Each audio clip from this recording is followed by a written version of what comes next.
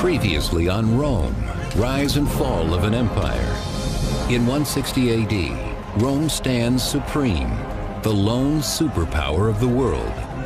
But peace and prosperity lull the empire into a dangerous complacency. When Rome's enemies sense its weakness, Emperor Marcus Aurelius rallies the empire to fight for its very survival. Now, in the 3rd century AD, as the Roman Empire struggles against foreign invasions and the growing power of Christianity, one emperor emerges from the chaos. His name is Decius, a leader who calls upon brutal warfare and ancient pagan gods to deliver Rome from the powerful forces tearing it apart.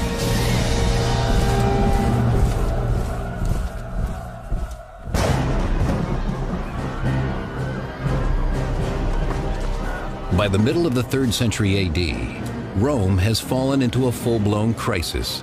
Barbarians prey upon the weakening borderlands, and civil war breaks out across the empire. It was a dangerous time, and it was a really tension-filled time because the Romans didn't know how they were going to organize their government to provide them the safety and prosperity that they'd grown accustomed to over the past 200 years of Roman peace. Desperate for answers, many Roman citizens looked to their ancient pagan gods to deliver them from the perils of war. But others find solace in a radical new religion, Christianity. Christianity in the middle of the 3rd century is the most rapidly expanding religious movement in the Roman Empire. There's still not a lot of Christians. I mean, let's not think in terms of more than a few 100,000. But it's a religion which is getting more visible. New believers wash away their old pagan gods through an act described in a 2nd century catechism. Baptize in living water. But if thou hast not living water, then baptize in other water. And if thou art not able in cold, then in warm. In the name of the Father, and of the Son, and of the Holy Spirit. In this ritual of purification, Romans are born anew as Christians. Believing in only one true God, they reject the empire's traditional pagan religion. Christians are still trying to figure out how they are going to live successfully and faithfully in a world where they are still a small minority and the majority of the citizens of the empire are not Christian and indeed are believers in the traditional Roman religion with its many gods and goddesses. As outsiders, Christians must rely on the goodwill of the Roman emperor for protection.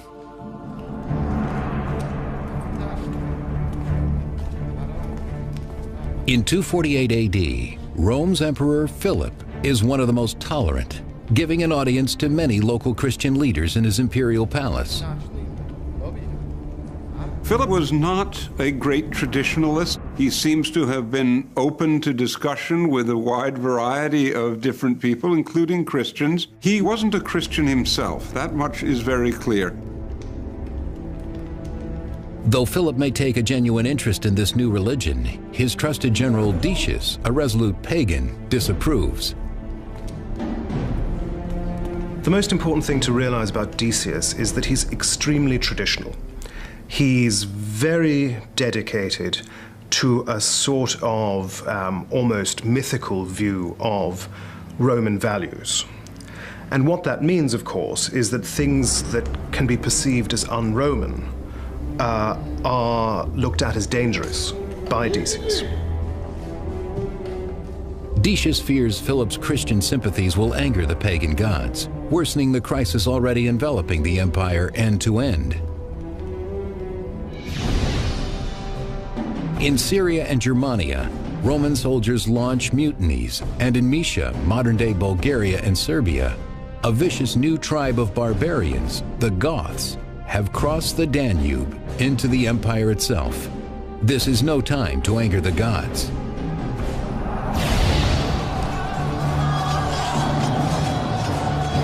As the Goths pour into Roman territory, the imperial forces led by Commander Marinus Pacatianus must defend the empire against his new and savage enemy. The intentions of the Goths perhaps were well known to the Romans, but the extent of their strength and the duration of their attack is something the Romans couldn't have anticipated. And the degree and the depth to which they penetrate into Roman territory also is something that Romans probably wouldn't have imagined as well. We don't know very much about the Goths in this period. What we do know is that the region north of the Danube became the launching post for hit-and-run raids into the Roman Empire. Pacatianus is able to hold the Goths back and, for the time being, secure the empire's frontier. The Romans at this point were as powerful as a military force as they had ever been. And they were certainly more than prepared to square off against these barbarian peoples. But in their crude camp, the soldiers grow tired of taking orders from a distant ruler. Instead, they choose their commander, Pacatianus, to replace Emperor Philip in Rome. Pacatianus has now become the most dreaded political player, a usurper. A usurper, that is to say, a man who could become emperor through unofficial channels, would gain the throne by getting the support of the army. The support of the army in the end was what made and unmade emperors. The Roman Senate was supposed to give legitimacy to an emperor by recognizing his right to rule, but without the support of the soldiers, no emperor was going to last. As a usurper, Pacatianus is confident that the support of the military will allow him to lead his legions to Rome and take the throne himself. Back in Rome, after learning of the rebellion on the Danube, a desperate Emperor Philip seeks guidance from his general Decius. Philip senses that not only is his military support eroding, but also his position in Rome is likely to erode. And he knows that this is a revolt that he has to deal with personally and he has to deal with quickly. When Philip confronts the Senate and asks them what they would advise him to do about this revolt, most of them are too scared to say anything, but Decius actually speaks up and says, let the thing collapse under its own weight. From the Danube region himself, Decius tries to instill confidence in Philip, but in vain. The emperor has good reason to be concerned. Philip would have been particularly worried about Pacatianus because Pacatianus was commanding soldiers to the north in the region of the Danube River, where you could expect to find the toughest, most battle-hardened soldiers and the best commanders. So Philip knew that Pacatianus was a real military threat to Philip's political position. Trusting his general Decius completely, Emperor Philip sends him from Rome across the Alps to Moesia to quell Pacatianus's revolt.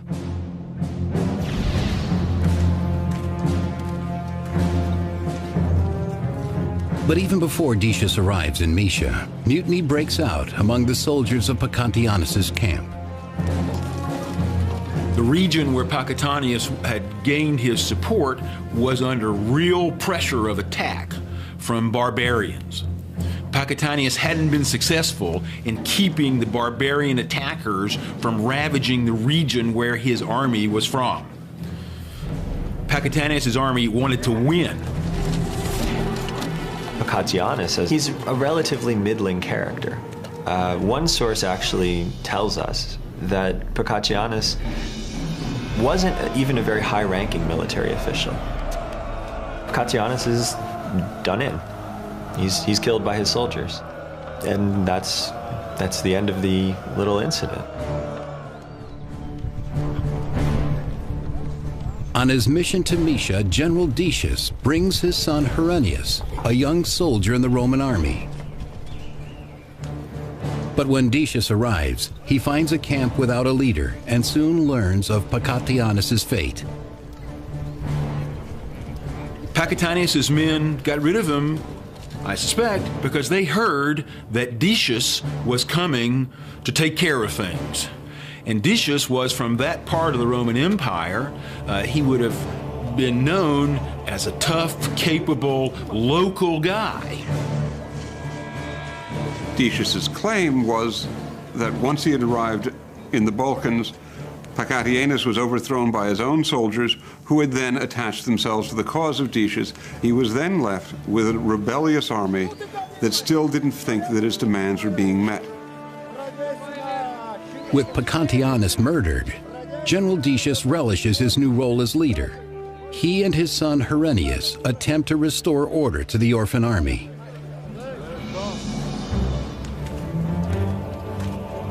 The mutinous soldiers have other plans for Decius. There are very few ways in which an army can actually make its voice heard if it feels that it has grievances. And the basic way that any army can do that is by mutinying, effectively in these cases going on strike. Demanding a ruler more capable than Philip of protecting the Roman frontier, the soldiers proclaim General Decius emperor.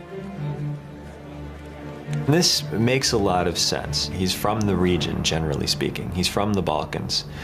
And so he's sympathetic to the plight of armies along the Danube. He also, I think, very much senses that when these troops proclaim him emperor, they're willing to fight for him. They trust him, and he can help them pursue their agenda at court. In an act of utter betrayal, Decius has become a usurper himself, cheered on by his son Herennius. Though Philip is an old friend, Decius sees no other way of returning Rome to its former glory than wresting control of the empire with his own hands. In Rome, Emperor Philip is enjoying his comfortable imperial life and expects nothing from Decius but news of the rebellion's end. When Philip learns that Decius has been made the new emperor, or has been proclaimed emperor by the Danubian legions, Philip has every reason to be very much afraid. And so Philip has to understand that while Decius marches on Italy, Philip has to go out and meet him. He can't stay in the city of Rome and hope to retain his position. Stung by the deepest betrayal, Philip must now prepare himself to face his former friend and ally. He orders his legions to ready themselves for battle. Philip and his troops ride north from Rome to Verona to confront Decius's army coming from Moesia through the Alps.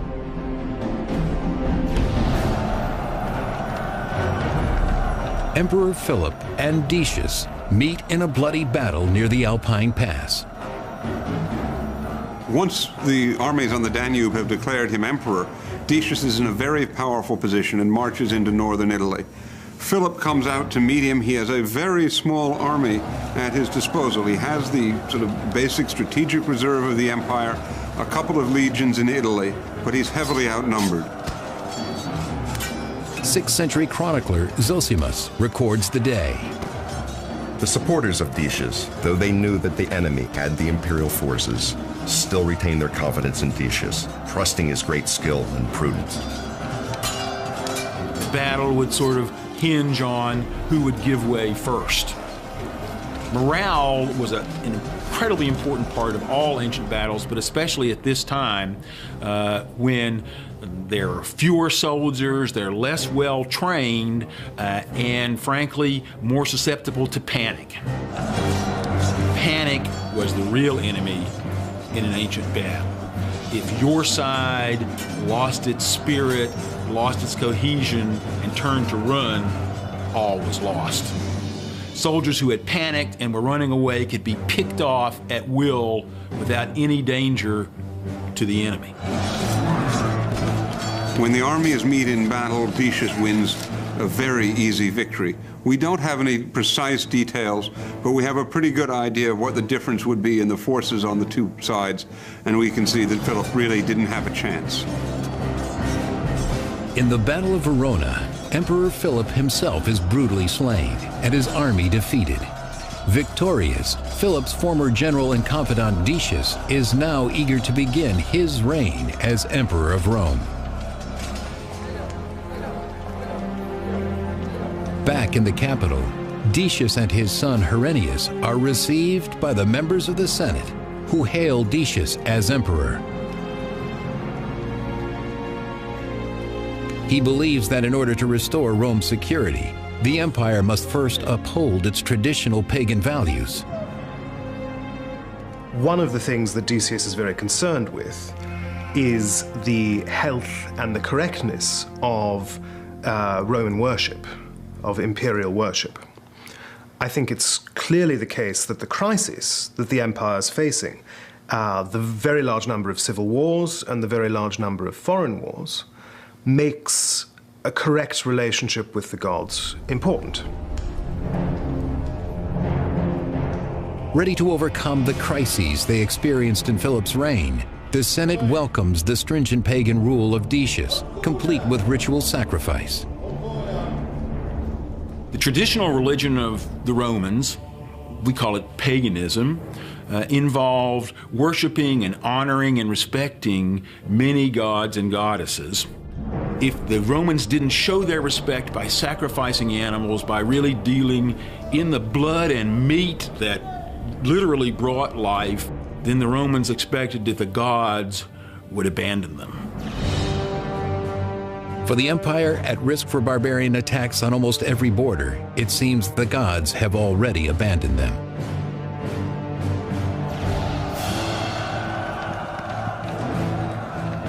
The 3rd century in Roman history is often referred to as a period of crisis.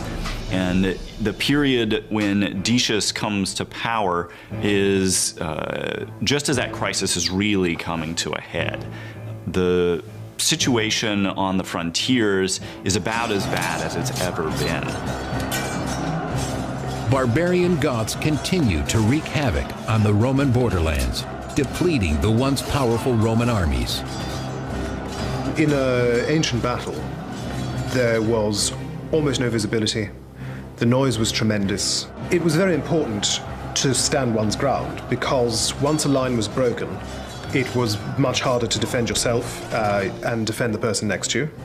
And once a line was broken and your enemy started coming around to your side, it was very easy for a massacre to start. The northern frontiers, for reasons that aren't entirely clear, a number of peoples who had once been contained along the frontiers, are now attempting to move into the empire. This is extremely dangerous from Rome. If something isn't done, the borders of the empire will collapse completely.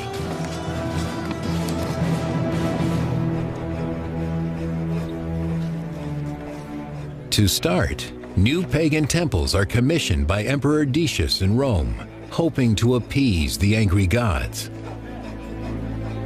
Naming his son Herennius co-emperor, Decius sets out to impose their traditional values on the entire empire. They will not tolerate Christianity or any other deviation from pagan devotion. The Romans very much believed in the power of the past. And that meant that when Decius decided to undertake a major religious reform, he simply looked back to the past. How have we always done things? We've always performed sacrifices. I'll ask the people to perform a sacrifice. In temples across the empire, all Roman citizens are required to follow Emperor Decius's decree and make public sacrifices to the gods of Rome. The central activity of traditional Roman religion revolved around sacrifice, which is, after all, involved with life and death, in the most immediate and even brutal fashion. You kill an animal and you cook it in order to show your respect to the gods and to literally share the stuff of life. For Romans, sacrifice was absolutely essential to ensuring what they called our peace with the gods. Emperor Decius demands that every Roman take part, regardless of religion. What he did was insist that every single person make the sacrifice and obtain a certificate that they had done so. He was able to use the tax system, the tax rolls, to make sure that you could bring everybody in, and you had to make the sacrifice in front of witnesses.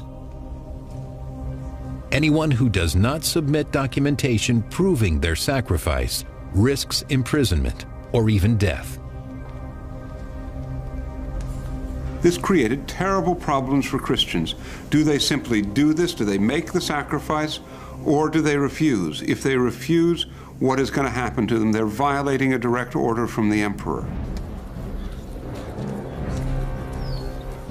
The citizens of Rome, Christian and pagan, await an uncertain future. Emperor Decius proclaims that all Christians, on pain of torture and death, must make sacrifices to the pagan gods, even though their faith forbids it. Christians couldn't sacrifice to the traditional gods without forsaking their religion and believing that they were doomed to eternal damnation. Forced to obtain a certificate to prove their sacrifice, Christians face an impossible choice between their emperor and their religion. How could they remain loyal subjects and also make sacrifice to what they regarded as demons? Some Christians find ways out of this. We know of Christians who paid bribes to obtain a certificate on sacrifice without actually having made the sacrifice. We know that other Christians did actually make the sacrifice. They can only hope that their God will forgive such transgressions in these difficult times.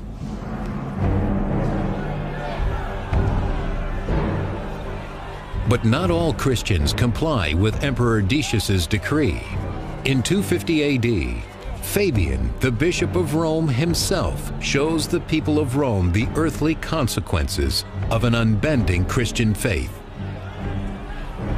It's quite possible Decius didn't understand that Christians couldn't perform these sacrifices. But in effect, by requiring that everyone in the empire act religiously in the same way, Christians are now excluded. And the penalty that Decius set out for not performing these sacrifices is a severe penalty, in some cases extending even to death. 4th century Christian chronicler Eusebius of Caesarea writes of the Christians martyred during the 3rd century persecutions. I am struck with wonder at their all-enduring courage and the open profession of their faith, how the martyrs were not cast down in their minds, but their eyes looked upwards, and they neither trembled nor feared.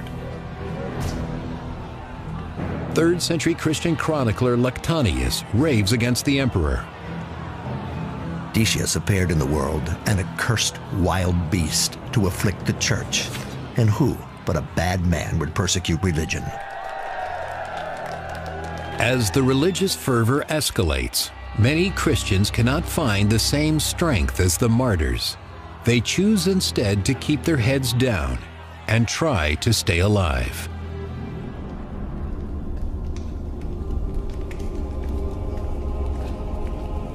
But in 250 AD, no one is safe from the scourge of angry gods, as a deadly, uncontrollable plague sweeps the empire. We don't know that much about the plague from a medical perspective. We don't know precisely which kind of plague it was, whether it was the bubonic plague or something else. Not even the empire's most innocent are spared from the plague's blight.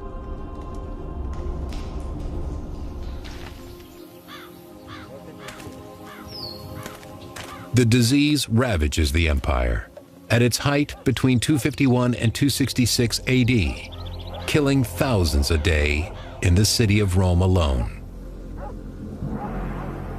There were no really strong antibiotics. There were some plants, even onions have a mild antibiotic effect. But in the face of plagues, especially which could be viral, there was no defense. You could be healthy one day and at death's door the next. Even the emperor is powerless against such a virulent enemy.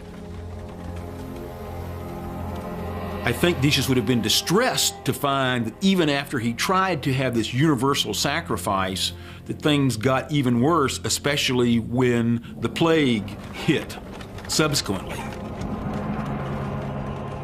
You have bodies decomposing and pieces of bodies. The city's littered with the dead.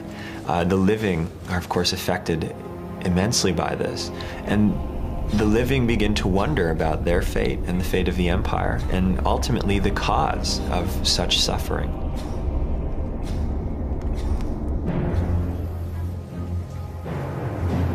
Across the empire, Christians fear for their safety as pagan Romans blame the outsiders for what they see as a divine punishment.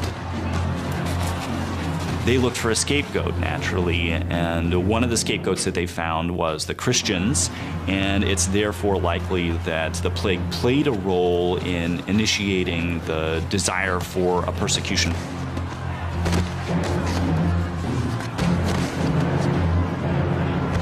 In a desperate form of retribution, the pagans hope the Christian blood will appease their angry gods.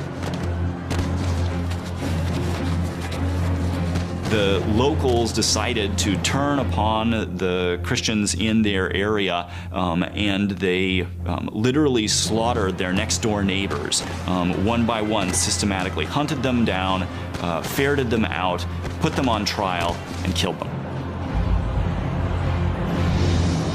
The persecutions weaken many Christian communities throughout the empire.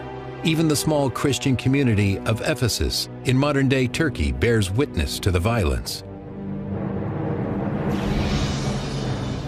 13th century chronicler Jacobus de Voragine records, "When Decius the emperor came into Ephesus, he sought out the Christians, commanding them to make sacrifice or to be put to death.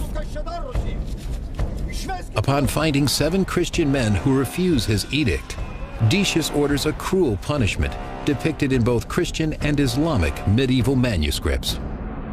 Decius enclosed them in a cave, sealed with stones, so that they should die within its walls, out of hunger for lack of food." The legend has the 7 martyrs sleeping in the cave for 208 years, only waking when a Christian emperor rules over Rome.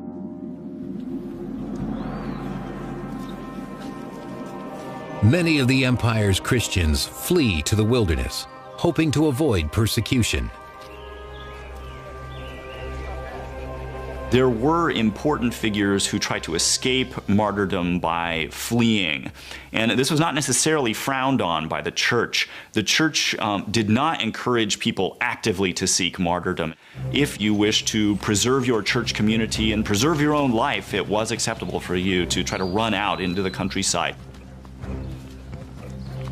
The most unfortunate of the refugees are left vulnerable to attack by the scavenging barbarian tribes who prey upon those along the weak borders of the empire. The Roman Empire had no police force. When you left your community, you literally didn't have any kind of automatic protection. There was no 911 to call in the Roman Empire if you were attacked. So Christians suffered miserably, I'm sure, when they had to flee the centers in order to avoid sacrificing. The 4th century Christian chronicler Eusebius of Caesarea recounts the journey of a fleeing Christian. One man fled with his wife to the mountains, never to return. And of the Christian brethren searched diligently. They could not find either them or their bodies. And many who fled to the same mountain were carried into slavery by the barbarians. The empire appears even more chaotic now than when the hopeful Decius was crowned. First angry gods, then plague, and now barbarians are about to threaten the future of the civilized world. In 250 AD, the barbarian Goths again crossed the Danube into the imperial province of Moesia. The Goths are now led by the mighty chieftain Caneva, who enjoys the security of a loyal tribe.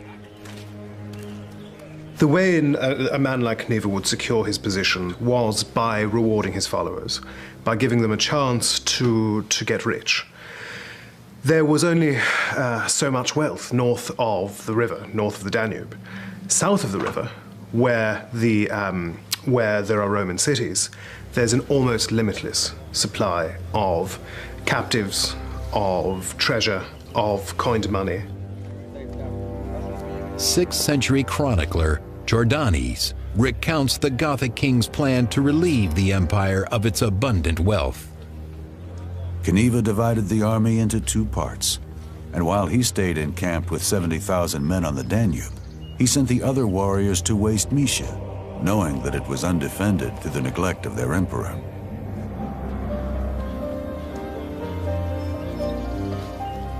In the rural villages of Mysia, the Roman citizens have no warning before the sudden, violent attack of the Goths. This is a group that's very much devoted to plunder and probably also the seizing of captives. So Romans would have seen in this an incursion of a very large and well-organized group, very much determined to take whatever they could get their hands on and destroy what they couldn't take with them. One advantage that the Goths have, actually, once they get within the empire, is that there's an excellent road system along the Danube, which they know will lead them to the cities that they want to sack, so they can take the plunder back north of the river, and the chief will become a more famous and more powerful chief. With the Goths now raiding within the empire's borders, they must be stopped at all costs before they reach the heart of Rome itself. Emperor Decius quickly prepares for battle and takes no chances in planning his attack on the Goths. His oldest son, Herennius, will join him in Mysia. But his younger son, Hostilian, only a boy, will remain behind. Hostilian is left in Rome with his mother. The rationale for this, I think, is relatively clear. If the situation in Rome requires an imperial presence, Hostilian can represent the Principate there. But it's a way of trying to divide the imperial presence and secure Decius's authority throughout the empire. If Decius and Herennius fail to survive their mission, the entire weight of the Roman Empire will fall on the shoulders of young Hostilian. Emperor Decius and Herennius travel from Rome eastward to face Cniva and the Goths at Nicopolis ad Istrum on the Danube River in Mysia.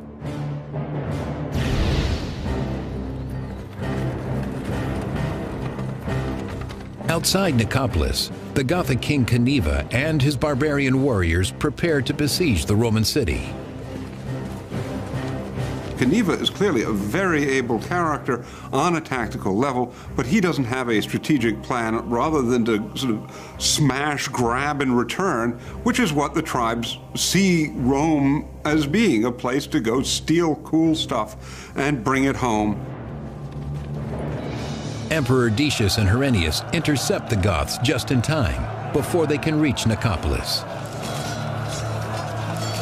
Well, in ancient warfare, in a battle between Romans and barbarians, you were face to face with the person you were fighting. You were face to face with the person that you were trying to kill, and the battles often didn't last very long for the simple reason that it was very tiring. It was very tiring, and after the initial impact, people wore out very quickly. 6th century chronicler Jordanes describes Cniva's defeat. When the Emperor Decius drew near, Cniva, with his army, still in good shape, at last withdrew to the Haemus Mountains of the Balkans, which were not far distant. But the persistent Goths do not continue their retreat and instead move south into the Thracian city of Philippopolis.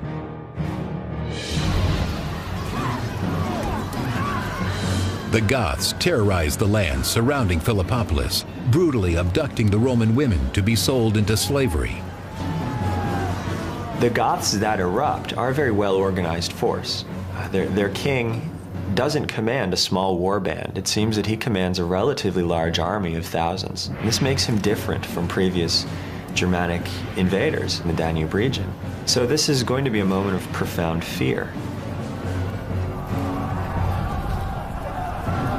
Cniva managed to besiege Philippopolis and eventually take it in ruthless fashion. He did this and killed, according to one source, as many as 100,000 people in the process. But despite his campaign, Cniva finds an unlikely ally inside the city walls.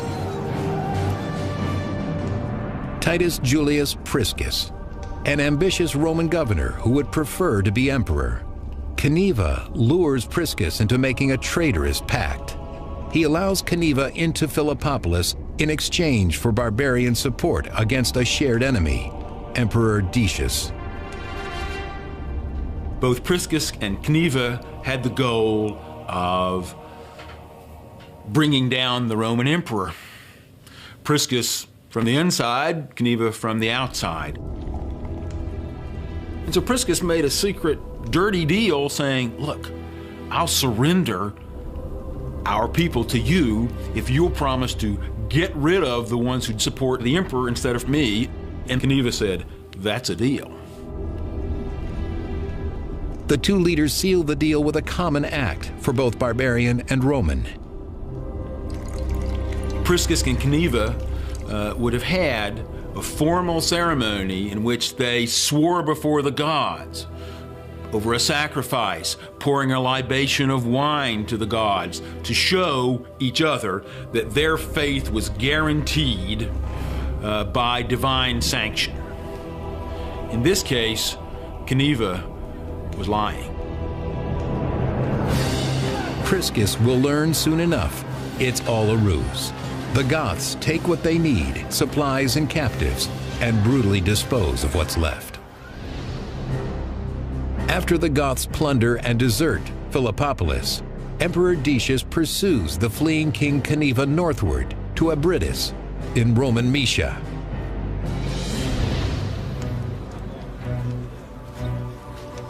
In their camp outside Abritus, Decius, his son Herennius, and their legion's priest turn to the only force they know will guarantee victory, their beloved pagan gods.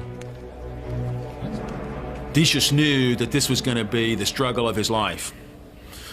So Decius did what he was supposed to do to win the favor of the gods. He sacrificed. And with the smoke rising to the heavens, as far as the eye could see on and around the altars, then no one could doubt that Decius had done absolutely the maximum to try to win this titanic struggle. 6th century chronicler Jordanes remembers the sacred place of worship outside the modern Bulgarian city of Razgrad. To this day, that place is still called the Altar of Decius, because there he had offered amazing sacrifices to idols before the battle. If Decius is going to bring stability to Rome, he must push the Goths back across the Danube River for good. Finally, in 251 AD, Decius's army confronts the Gothic forces at the Battle of Abritus. The terrain is wet and difficult for the highly organized Roman army, who falter against their barbarian enemy. I think Decius really thought that he was going to finish off Cniva finally, but instead Cniva was able to surprise him with a number of troops that he had who were hidden in these marshes, and then also to outmaneuver him on a type of battlefield that just didn't work well for Roman fighters. The Gothic forces soon overpowered Decius's army. The 6th century chronicler Jordanes recounts the emperor's greatest loss. In the battle that followed, the Goths quickly pierced Herennius, the son of Decius, with an arrow and cruelly slew him.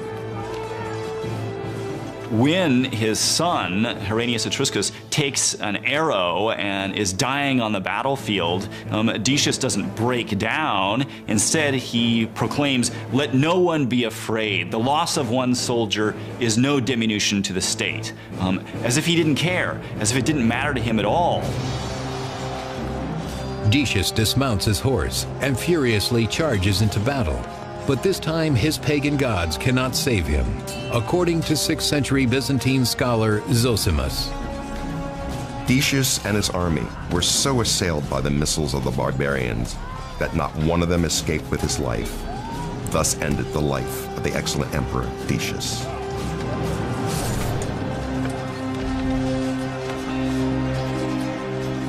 Decius is the first emperor in Roman history to be killed by a barbarian army.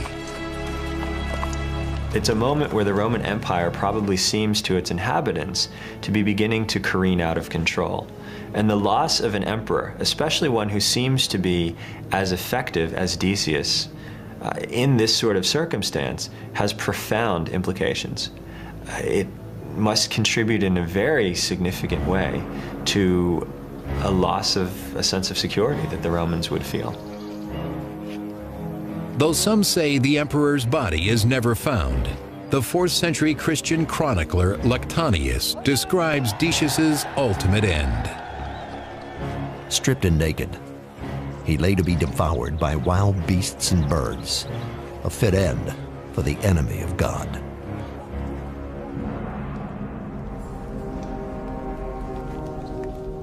Back in Rome, the plague has taken the ultimate toll, as Decius's heir, Hostilian, is struck with the disease not long after his father's death. The death of an emperor and of his son were signs that the god's favor had been lost. Romans would have been filled with tension, wondering, how are we going to regain the lost divine favor? With Emperor Decius and his son's deaths, the crisis of the 3rd century only worsens. Usurpers revolt in Gaul, barbarians continue to attack the empire's northern borders, and to the east, territory is lost to foreign invaders as well.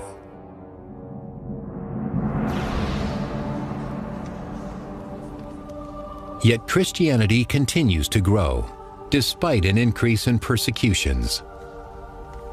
Decius's experiment with persecution was a failure.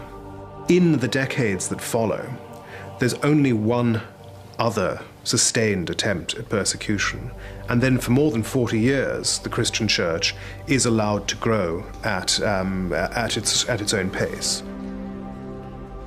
Eventually, over 100 years later, in 380 AD, Christianity becomes the official state religion of the Roman Empire, an apt reward for their faith and courage, according to 4th century chronicler Eusebius of Caesarea. Anyone who examines the events of history will find that all those who have acted on the side of the righteous and the just have tasted the sweet fruit of success. Emperor Decius allowed religion to divide the empire, turning Roman against Roman in a desperate time of violence and plague. Without a unified front, Rome's borders are left open to the greatest and bloodiest of all enemies, the barbarians. Next on Rome, rise and fall of an empire. Weakened by plague and barbarian attacks, the people of Rome live in constant fear. More usurpers rise, further dividing the great empire against itself, until an emperor rises like no other. He is Aurelian, restorer of the world.